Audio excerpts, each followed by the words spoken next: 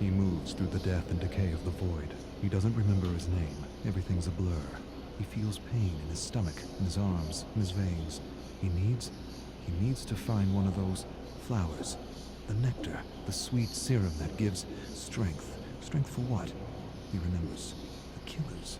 Experimenting on them. Why? Why was he experimenting on them? He doesn't remember. He caused a lot of suffering, but he doesn't feel remorse. He doesn't even know if he should feel remorse. He doesn't feel anything but an ache in the pit of his stomach for power.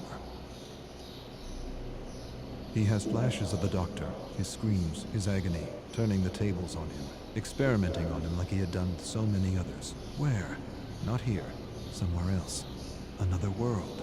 All of these survivors, marooned from other worlds. How does he know this? He doesn't remember. He remembers the experiments. What was he trying to understand? The nectar? The serum? The right dose? The right dose. To use without hurting himself. Too late. He feels the hunger. Not for food or drink, not for talk or fun. For a flower, a single flower, for serum. He knows the entity is watching him. He knows it, feels it inside his bones. He doesn't want to be snatched for another trial, to suffer or cause suffering. And to what end? The great horrible mystery of it all. He wants to understand this place. He does. But he senses that to know, to really know, would drive him mad.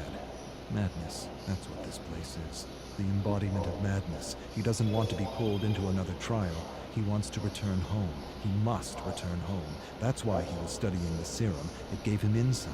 Insight to what? He doesn't remember. Home.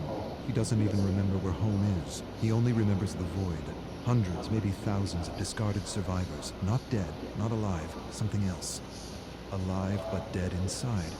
Burnt, emotionless, useless to the entity. He remembers.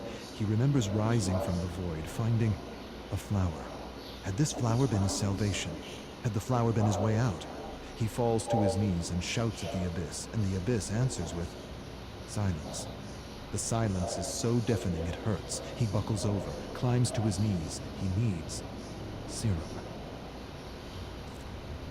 He's lost. He doesn't know where he is. He sees things like tentacles reaching out for him from the fog, and he knows they're not real. None of it is. He's losing his mind if he hasn't lost it already. His eyes play tricks on him. He sees giant, nameless creatures looming over him. Doesn't matter. They're not real. None of it is. His hunger confuses him, oppresses him. He'd do anything for that feeling again. Anything. Even return to the trials. He would. He'd rip survivors and killers apart, limb from limb, for that feeling again. He begins to mumble words. A promise. One flower, and I will do anything.